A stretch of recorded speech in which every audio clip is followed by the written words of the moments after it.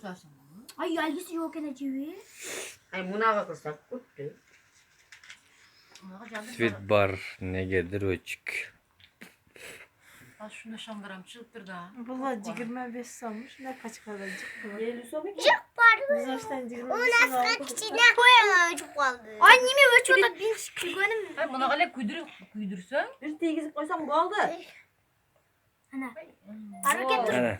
Arıda cennet durmuş havana yönetiyoruz. Hareket bas. Bu niye dur? Gel. Ana İşte ücretsiz. ne af koyacak mıyım ben? O yeştin apkış kire gidiyordu ontup. Ya ücretsiz koy. Ha. Ha. Üf geçin. Üç kız ölçüler. Ulan tak.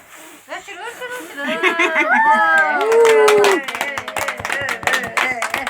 Tak tak olsun.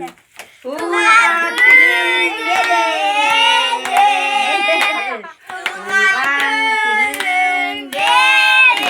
Kaç kat oldu? Kırkı. Kada kırsın. Ha, havası yönetiyorlar. Tuğan.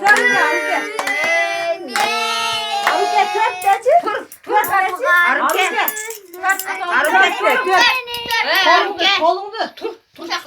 Kolunu tut. Bana da lavana, bana da. Telefonla kara telefonla.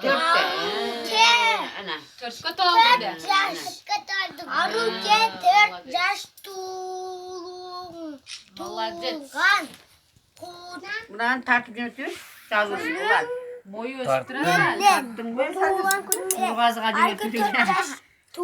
Bizden tartıp yeme. Mutayıp koyalım söyle böyle. Gel Samara. Kurgaz tağına mı derlersin? Bas bir dakika. Ana. Biliyor ki tuğan. Avan en keletkan avan tuğanı. Acı. Happy birthday.